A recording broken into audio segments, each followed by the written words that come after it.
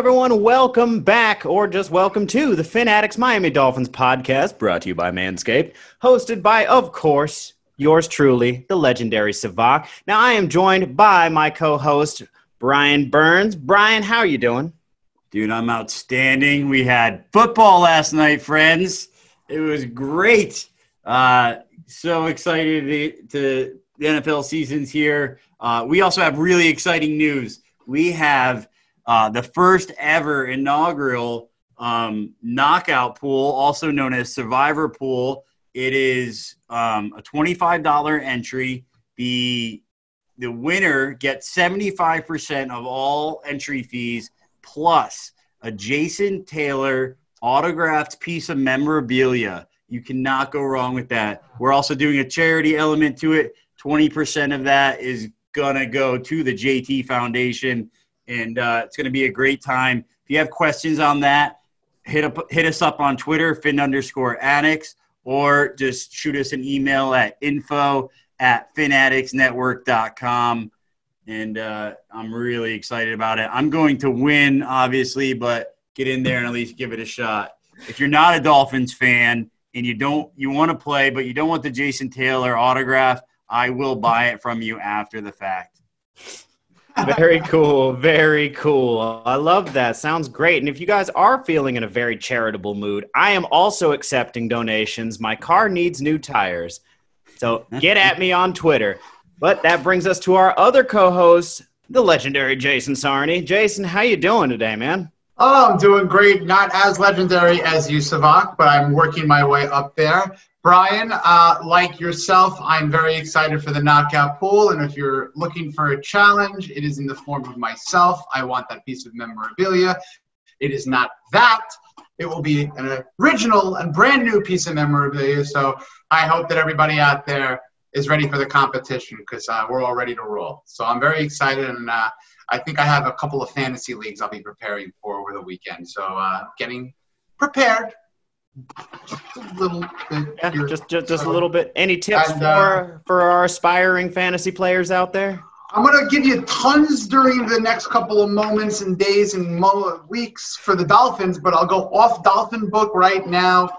As of the moment, it's looking very doubtful for Kenny Golladay. Things are not looking terrific there, so I'm jonesing me some Marvin, all right? He's going to score a touchdown if you're looking for those props. He's going to get well over that. What is he at? He's at like 59 over-under for yards in receiving. So start him, play him, prop him. And I think if people are looking to prop up on Thrive, anything from Marvin Jones is a do. Get it up and go to Thrive. That one hurt me. I have Kenny Golladay in one league, but I also got 2 shares of Marvin Jones. So I guess it's a win-loss for me. Love it. That's good, though. But I guess the injury to Kenny Golladay brings us to the injury reports. They came out on Friday. Brian, can you give us an update? What are we looking at? Yes, we have the final injury reports for the Dolphins and the Patriots. We'll start with the Patriots. Stephon Gilmore was the huge name that propped up on the injury report yesterday. He was removed from that today. He was full participant. He's removed from the injury report at all. Same thing with Chase Winovich. He has no designation. Julian Edelman was also removed. He has no designation. We have Dalton Keene, tight end with a neck. He is questionable. N'Keal Harry with his shoulder is also questionable. And out we have, I can't say this guy's name, offensive lineman Yanni Kajust. He is out, and Cash Malia is questionable. On the Dolphins, we have much better news. No injury designations for the big guys. Preston Williams, Kyle Van Noy, Tua, Devontae Parker, Byron Jones, Xavier Howard, Mike Gesicki, all for full participants today and have no game time designation as far as injury. The only bad news is Clayton Fedulum is doubtful. He was limited in practice today. Thank you again, Brian, for the injury update. Now, of course, we are honored to be joined by a very special guest, Miami Dolphins reporter for The Athletic, Josh Tolentino. How you doing today, Josh? Hey guys, it's a pleasure to be on, and a little new to South Florida, but I know all about the pod, so looking forward to chop it up. Right on. Well, Florida welcomes you. We're happy to have you. So before we get started, why don't you go ahead and tell our listeners what you're working on and where they can find you? Yeah, guys, working obviously for the Athletic, the Dolphins beat writer. Just got on the beat here not too long ago at the beginning of training camp, but I feel like I'm entrenching myself as best as I could. Knowing the scenarios of all the COVID-19 protocols, and really have just been enjoying being around this team. From a distance every day. Obviously, we've got this week one matchup, the season opener here at New England that. Everyone's excited about. Lucky and grateful to be heading up there tomorrow. Oh, that is awesome to hear. I know we were all kind of frothing at the mouth at this point, right? So I guess that leads us into our first question. So what is the protocol for the reporters going to away games? How is that going to be handled? Yeah, I'm actually one of only 4, I believe, beat reporters traveling, which actually sounds like a lot, compared to, I guess, other beats across the NFL. Mm-hmm. But really, it starts with the protocols of we're in this group called Tier 2, while the radio and, TV reporters and really the rest of the daily reporters are in Tier 3. So basically what Tier 2 means on the Dolphin side is that we get tested every day for COVID. It's the same trailer that the players and the coaches go to. At times we run into them and, get tested together. But the nicest part about that is just not only are we getting tested, we get the results back pretty immediately later that day. So, obviously have tested negative throughout the entirety of training camp and, this first week. But so with this Tier 2, it's just really it's just to assure that, while we have extra responsibilities of being able to go into the bubble, for example, a couple days ago, it was raining and really lightning and thunder. That was the main thing. Sometimes Flo will still have his guys practice in rain, from what I've heard. But when the thunder rolls in, they go inside, obviously. And me and Cam Wolf from ESPN were the only ones allowed into the facility. So obviously take attendance, see how, the injured guys are doing, provide updates like that, and provide a pool report to the rest of the media who's not able to get in. But yeah, it's really just this Tier 2 group that will be traveling to New England on Sunday. Oh, wow. Now that's very cool to hear. And I'm glad that Coach Flo likes to make them work in the rain, because I have long been a proponent of, if there is any condition that the Dolphins better be the best at playing at, it is in the rain.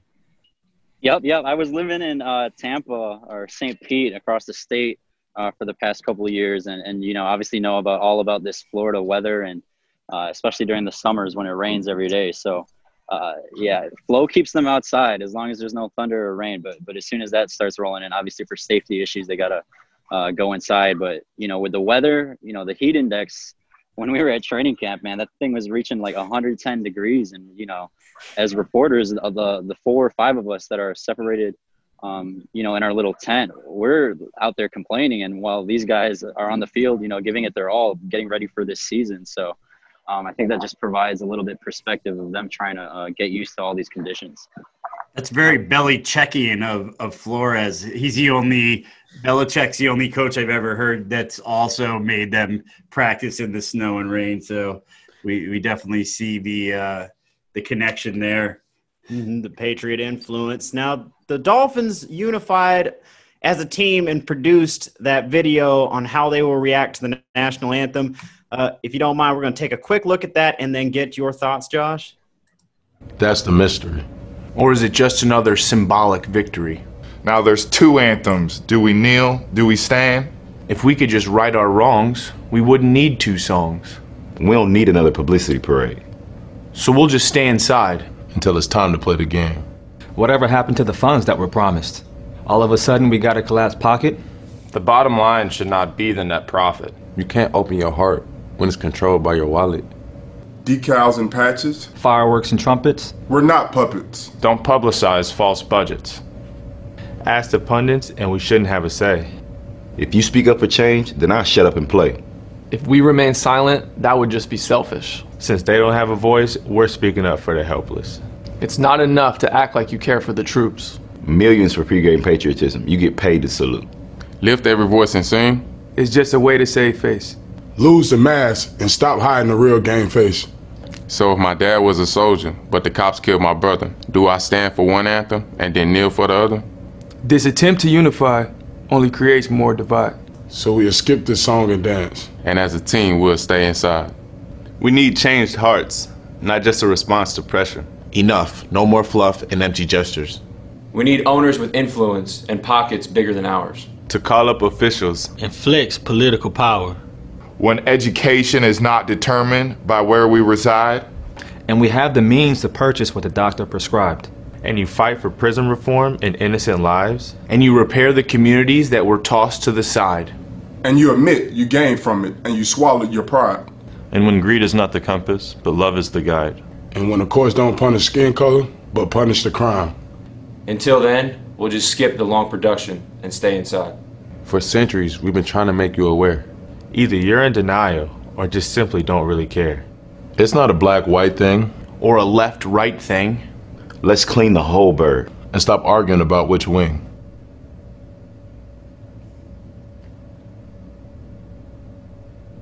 Before the media starts wondering and guessing, they just answered all your questions. We'll just stay inside. Josh, your thoughts? Yeah, guys, I mean, you kind of even, feel a little bit of chills watching it, especially the first time for any viewer. I think everyone kind of knew going into the NFL season that teams were, gonna make a stand regarding their national anthem plans with just all the social injustice going across the country and just the demand for equality among all races. But no team had really specifically said what they were going to do, even leading up to the opener, with the Chiefs and the Texans. No one knew what was going to happen. Obviously, the Texans stayed inside the locker room, but there was no public statement, nothing along those lines. And before Thursday's, kicking off the regular season between those two teams in Kansas City, the Dolphins just dropped this video on Twitter. Not on the team account, but through actually Jay Williams and a couple national reporters. And I mean, it was a pretty significant sign that this was the first team taking a public stance, and not just that, they put together a put video, and that they're just asking for everybody to listen essentially. And one more thing to point out, guys, is that Brian Flores, he had already committed or had his 4 media availabilities mandated by the NFL, in which you have the Zoom meetings with reporters this week prior to Friday. Well, Friday morning around 8:30, we get an email saying Flo was going to have an impromptu type emergency Zoom meeting, which you got to respect. And he backed up everything that was said in the video and really just re-explained the purpose of creating it. So I think that was a pretty telling thing from Flo. I wasn't prepared to talk about this too much, but I would be amiss if I didn't say something. That was just beautiful. It almost left me speechless. The unification that they had, the way they delivered it was outstanding. But my favorite take on it was, this is not a left or right thing. This is not a political thing. This isn't even a national anthem thing. This is a human rights thing. And, it's really good to see the Miami Dolphins are on the right side of history on this. And even more proud today to be a Miami Dolphins fan after watching that. Yeah, Brian, you point that out, at the very end, not a left or right thing. And really, as you're watching the video and right after it, you kind of think was one of the main reactions is, what the heck did the owner think of this, Stephen Ross? And, obviously he's had a controversial past in terms of his endorsements and such, and has received backlash from, players on his own team. Kenny Stills is a very vocal player who gave public backlash to Ross. And today we asked Flo about that, and Flo came out and he said, Steve knew about it and he supported it. So that's really all you can ask as an organization, is that, this is a pretty strong statement to put out, and it sounds like from the top that, at least from what Flo told us, that Stephen Ross was aware and supported the movement. And Josh, there's obviously more things important than football, and I think we just covered that. But that being said, this is a football show, so let's jump back into some football. The updated injury report came out. Everyone that was on the Dolphins injury report besides Clayton Fedulum has been basically taken off the list. They're with no designation for Sunday, including X, Jones, Parker, Williams. Do you see these guys being a full go on Sunday, or do you see snap counts coming in? Not only just for the injured players, but do you see snap counts coming in pretty much for maybe everyone besides Fitzpatrick, just because of the limited camp, but mainly those guys that were on the injury report? Yeah, that's a great point to know for just fans, general football fans going into week one, is that, regular starters, I'd be very surprised if they, even get close to a typical snap count that you would have in a regular season game. As much as everybody wants to talk about, they want to shorten the preseason and, the meaningless games, those games still have purpose in terms of ramping up. And while they can try to, replicate that through practices and training camp, there really is no true replication of lining up against, an opponent in a different jersey. So I think, with those players specifically, Xavier Howard, Byron Jones, I wouldn't be surprised to see their snap count lower. But one of the important things, the biggest takeaway, is that Preston Williams and Devontae Parker, their top two receivers, were full participants in Friday's practice, and it seems like both of them are going to be ready to go. I think there were more lingering questions about Devontae's status, just because he had missed a good chunk of practices leading up to this first week of full game mode practice. But on Friday, he was a full participant, and I think that's whatever sign that you can ask for, the best sign that you can ask for heading into week one against a pretty tough opponent in secondary. That's actually very refreshing to hear, Josh. And Jason here, and I really appreciate you coming on and joining us. And my concern, and I think a lot of our concerns as people who are really scrutinizing the development of this team, is the development of the starting offensive line, which was recently named. We're looking at a left tackle and a rookie, Austin Jackson, a free agent that came in who's a Miami grown guy, and Eric Flowers, a New England Patriot, former being Ted Karras, right guard Solomon Kinley, right tackle Jesse Davis, who is at least someone who comes in with Dolphin experience. So judging from training camp, Josh, are these guys ready, or where do you see they are? Honestly, one name that sticks out from that group is fourth round pick, the latest of the three offensive linemen, actually, Solomon Kinley.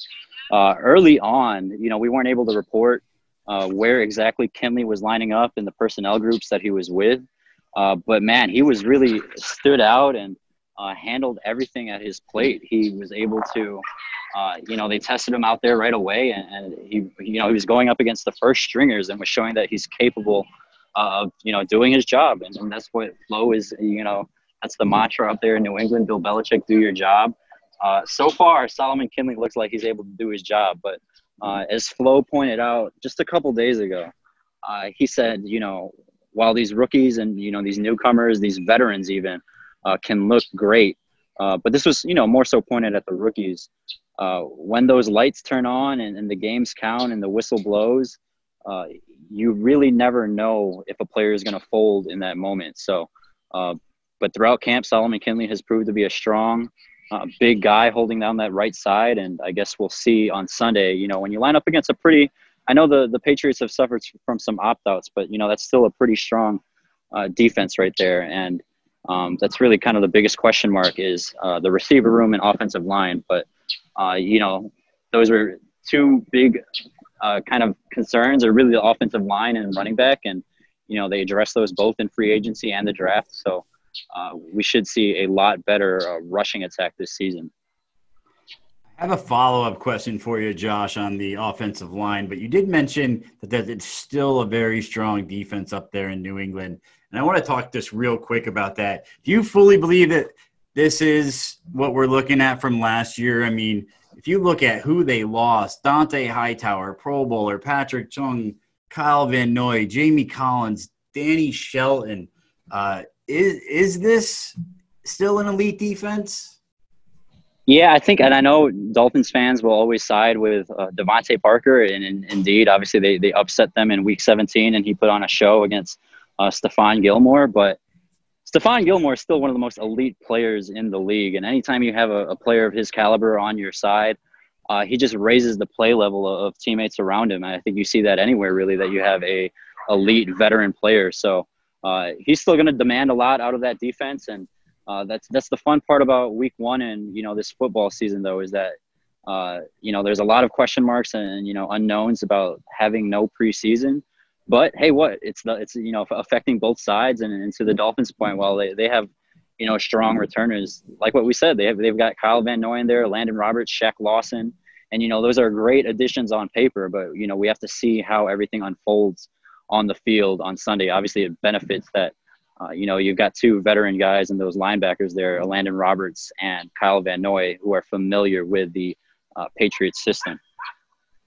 And like I said, back to the O-line real quick. We drafted Hunt to more than likely be the starting right tackle. There was talk that if he didn't make it there, he might move in to right guard. Neither one of those two things came to fruition. Just how far off is Hunt? I know he played at a smaller school, didn't have the SEC. But how far off do you see that gap from him being able to maybe make his way into the starting lineup? And do you see maybe this week him getting some rotational work to keep some of the other guys fresh?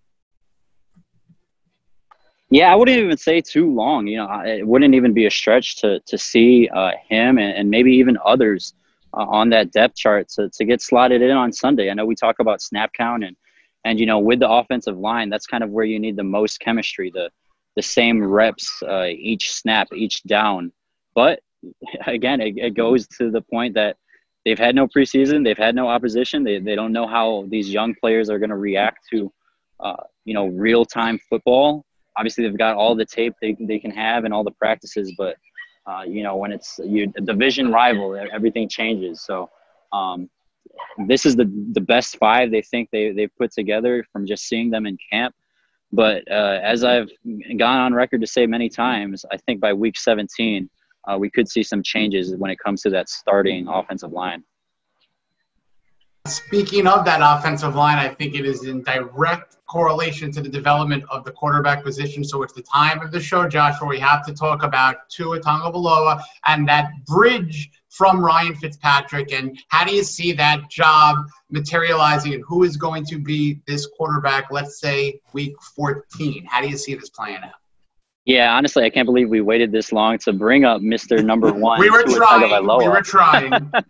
Because I'm a little new to the South Florida area, but even before I got here, you could feel the hype around town and really around the state, around the region, that this is the most freaking hyped up dude since Dan Marino when it comes to quarterback play for the Miami Dolphins. Dolphins fans have been starving for this moment to have a future face of the franchise, and that's exactly what this Dolphins front office wants to develop him into. And he's got that star potential. I think in seeing Tua around at practices and just how his teammates interact, from what they tell us, he's already kind of gotten this respect, and he's got this aura about him that, when newcomers, veterans, that they all speak highly of him. And the Dolphins are going to be patient with him. But I think the most telling sign was that when the team parted ways with Josh Rosen right before cut day,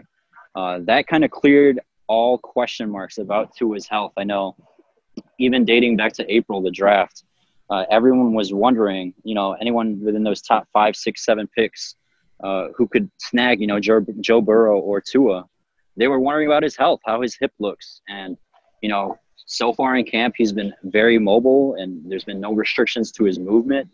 And by them cutting Josh Rosen, that was the ultimate sign that, hey, Tua, while we want to be patient with him, he's going to be our backup. And that means, if Fitz goes down at any point, even in Week 1, that Tua should be and will be ready to play, with them parting ways with Josh Rosen.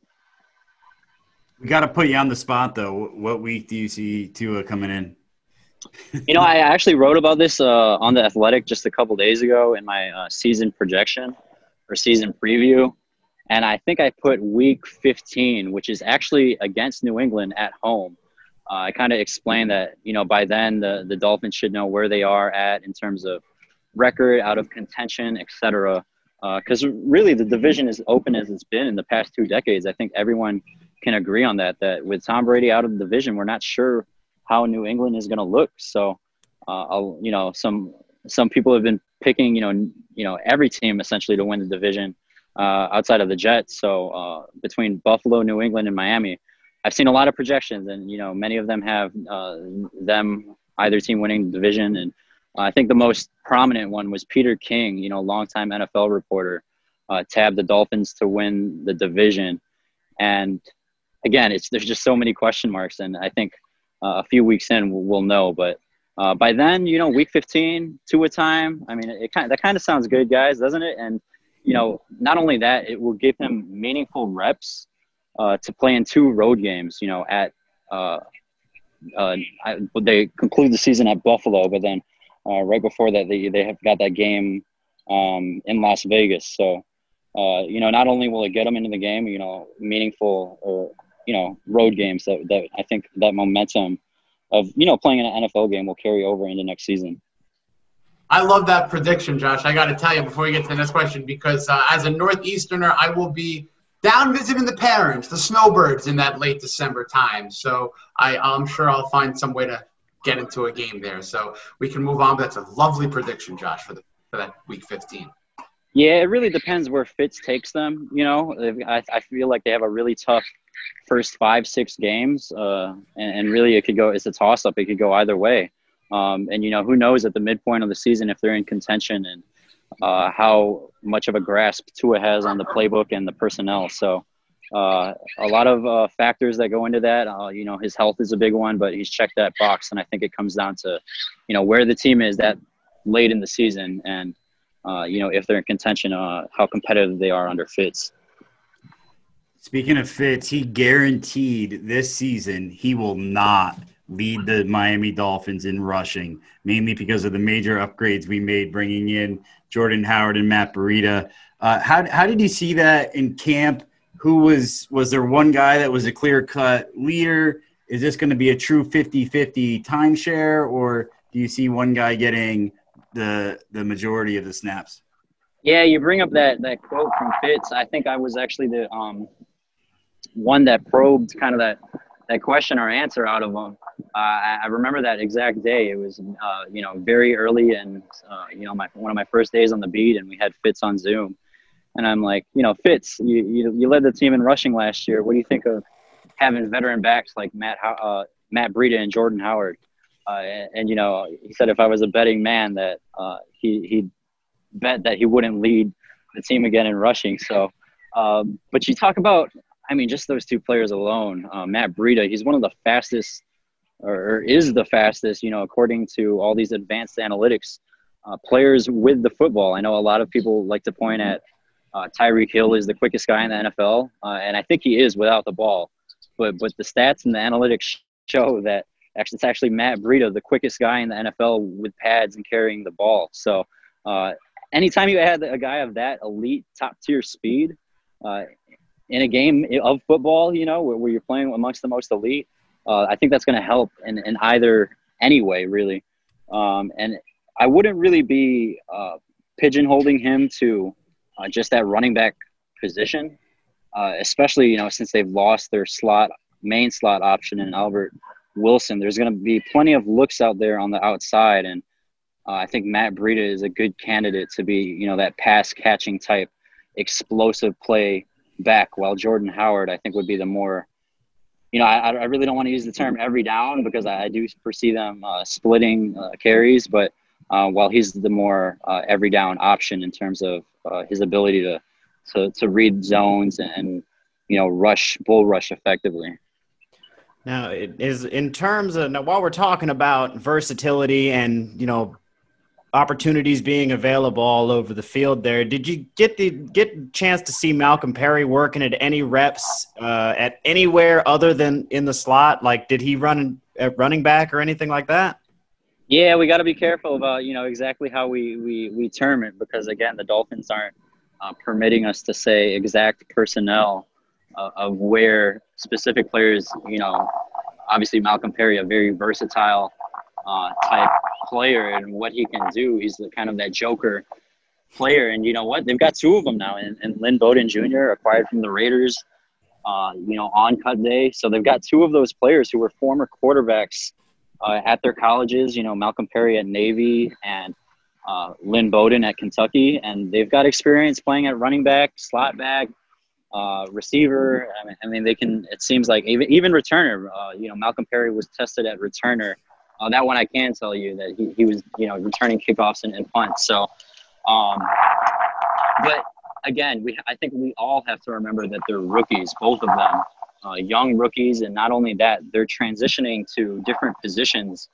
They're floating around. They're basically doing different things every day. And, knowing that, I think really any type of major or even minor contributions would be seen as a benefit this season. I know there's opportunity out there with a couple of receivers missing, and Albert Wilson and Alan Hearns. But when you consider two rookies who are transitioning positions, really any contribution you get from them this season should be seen as a benefit. And I think more so the story will be developing both of them into playmaker type guys who will be able to, be surrounded by Tua. So I think that's really the focus there, is that the future of both of those joker type players.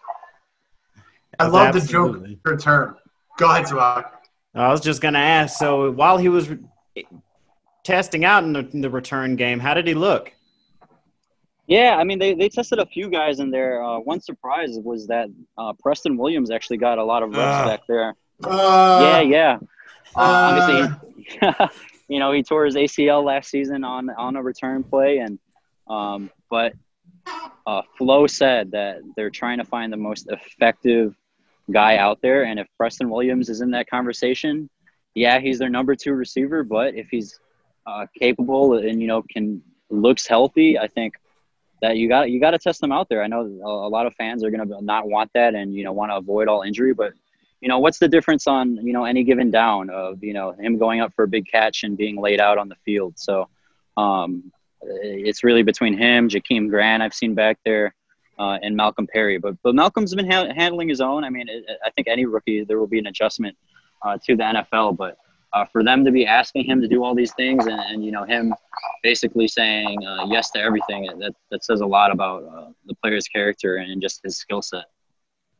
Well, back to the term joker, Josh. I love that term. It's my favorite football term. My least favorite is system quarterback, but that's a conversation for another day. But there's a lot of jokers, so to speak, on the defensive side of the ball. If you hear, and you do hear every day, what these guys say. Kyle Van Noy, he says, put me anywhere. I'm a defensive player. I'm a football player. So whether it's a 3-4 defense, which the recently released Dolphins depth chart says, do you see any kind of switching up? Is this the base defense that we're going to see? Is it for show? As what you can tell us, how do you see that defensive scheme materializing? No, I think everyone knows that Flo likes to mix it up, and I think we're definitely going to see some 3-4 and 4-3, and at times, who knows, 5-2. The defense, what Flo really asks of I'll pay attention to the linebackers here, and I think we saw in the Raekwon McMillan trade the downfall of not being able to adjust and adapt to defend the pass. Flo wants to be able to defend the pass, and Raekwon, as good as hard hitting of a tackler he is, that was kind of the weakness in his game, according to some scouts that I've talked to, that he was never able to fully adapt to what Flo and the coaching staff wanted to see. And again, while he was a great run stopper and tackler, versatility reigns, especially in today's game. And you mentioned guys like Kyle Van Noy, Landon Roberts, Kamu Grugier. These guys are capable of playing inside, outside, and I think we're going to see a lot of mixing, matching, pre-stunt formations, whatever you have it, throughout the season. Josh, with the lack of accessibility, this year in camp, I'd be amiss not to ask you when you were there, did you happen to see possibly any helicopters frequenting over the practice field? Maybe there's a guy in a cutoff hoodie, sweatshirt, in the cockpit of the helicopter? Anything like that going on down there in South Florida this past couple weeks? It's funny you guys mentioned that because, previously I was living in St. Pete, Tampa, and I think all the attention of the helicopters came right there from the TV stations trying to spy on, Mr. 12, Tom Brady, the GOAT himself, at his private practices. So, but in regards to Tua and Fitz and the guys over here, nothing crazy like that. Honestly, not even fans, hanging around. I think everyone kind of realizes the severity of the virus, and they're respecting the players' privacy in terms of practice. Because, when the Dolphins and the NFL say no fans in training camp, I know the Chiefs are one of the if not the only, or one of the few teams who had fans at training camp. But basically, when the entire league says no fans, I think they fans kind of got that message. And you know what? It's resulted in 13,000 of them being allowed into the stadium on game day. But throughout training camp and practices, nothing crazy like that. No Belichick down in South Florida. At least assured. I thought you guys were referring to the fans. No, nothing crazy from what I've seen. It's been. It's pretty tough to get in there. They've got, security checkpoints, temperature checkpoints, really all over the building. So nothing crazy from what I saw.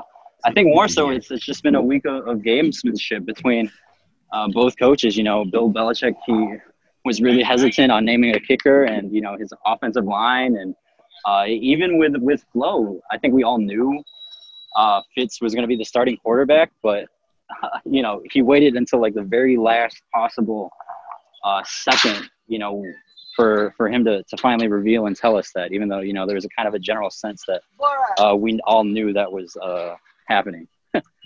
See, note the asterisk there in that response, not that he has seen. So, talking about training camp, what player has intrigued you the most and that you are anxious to see when the games start counting? Yeah, we've talked about Solomon Kindley, and we've talked about the Patriots linebackers and Kyle Van Noy, Landon Roberts. Mm-hmm. But one of the rookies that has really caught my eye is Noah. And forgive me, it's going to take a while to, master the pronunciation of his last name, but Igbenogany. Very good. Been, he's been a stud, man. It's and maybe some of that is that he got extra exposure in camp because Xavier Howard missed all of camp, being on the PUP and on the COVID list for an extended amount of time.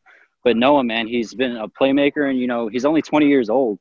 The bigger thing about that is that he's only been playing cornerback, I think, the past 2 or 3 years. One of his late years in high school is when he transitioned to the position. And while he still might be a raw talent there, he's super athletic. He's got a knack for finding the ball and breaking up passes. And, I'm pretty confident saying that he picked off all 3 quarterbacks throughout camp. So I think, given the opportunity ahead of him, and I know Nick Needham's also in that conversation of that nickel spot or even on the outside, I think Noah has handled it well throughout camp. I have to ask you about one more player in camp.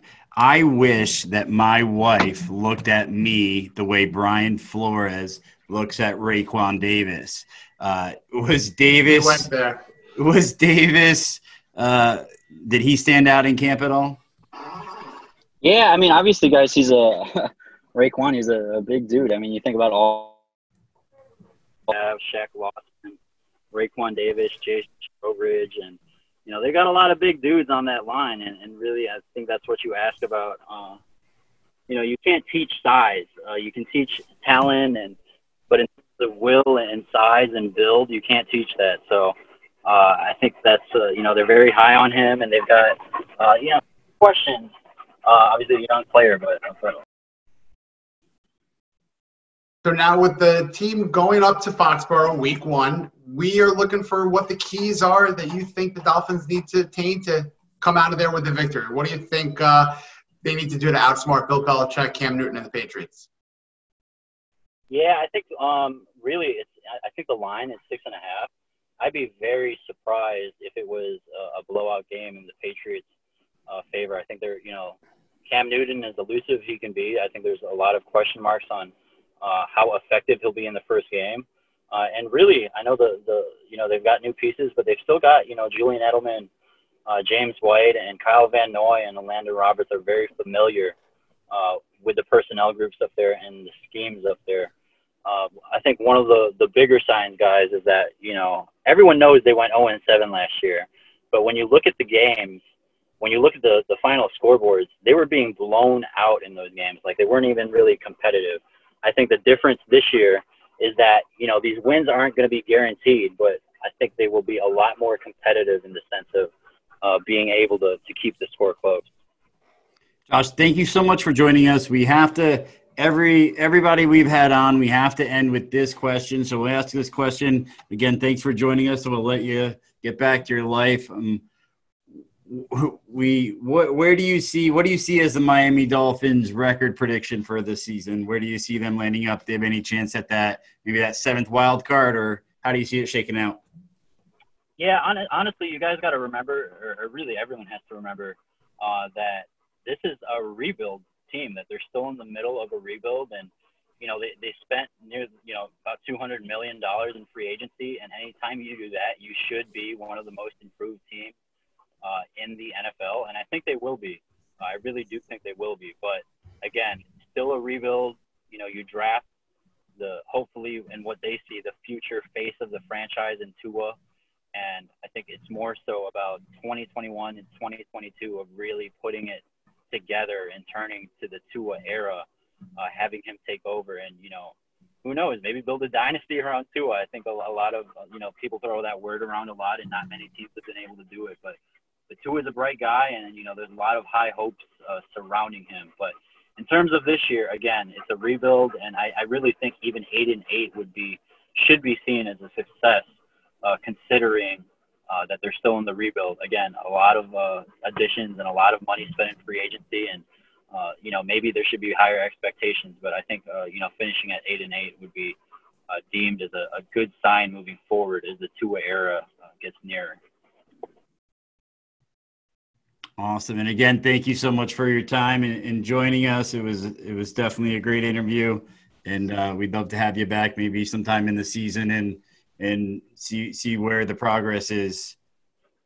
Yeah, guys, hit me up anytime. Always down to join the show, and it was a pleasure, getting on here, chopping it up, and enjoyed it a lot.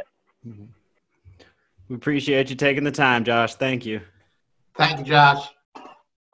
And once again, an extra special thanks to Josh Tolentino from The Athletic. Make sure to go check his work out there. We appreciated having you, Josh. Hope to have you again this season.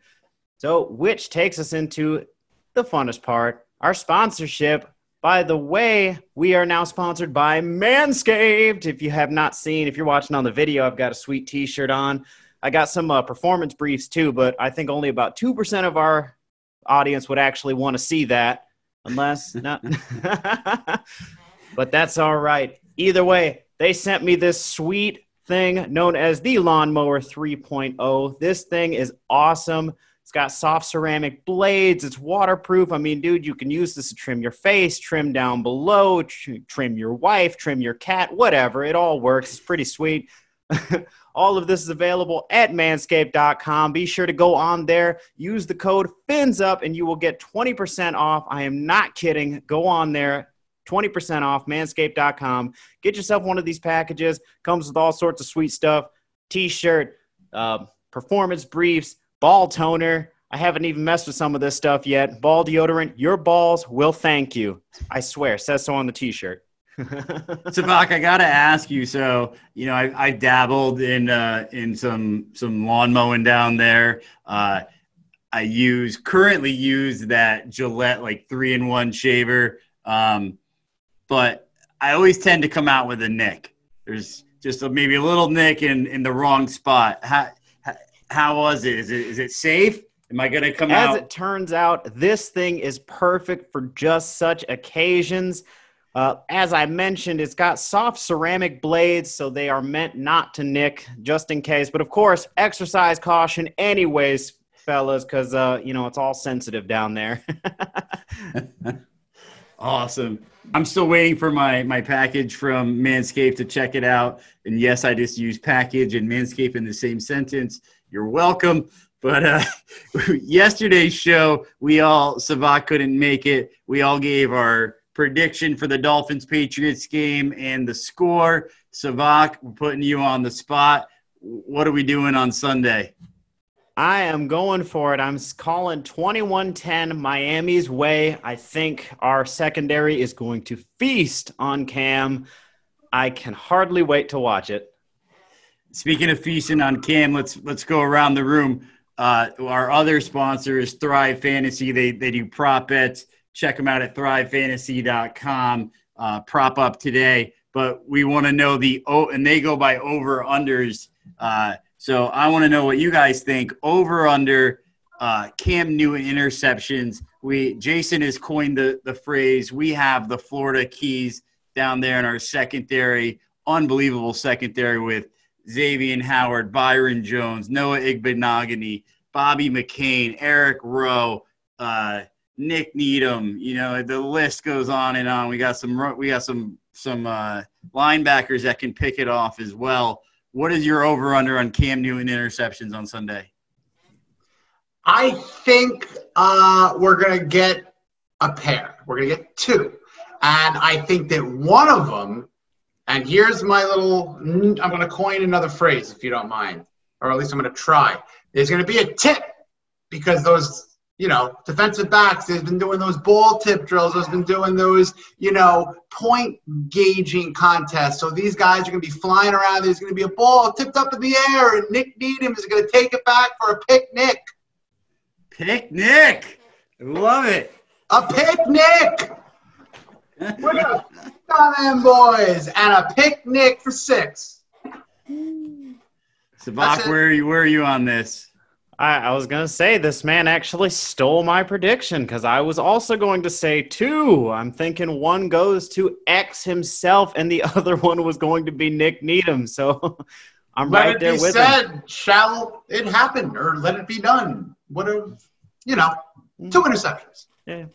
I like your call of 2. I would definitely go the over on 1.5, but I can't copy you guys. So keeping in mind, Cam Newton hasn't thrown a meaningful pass since week 1 of last year. He's had shoulder surgery. He's had foot surgery.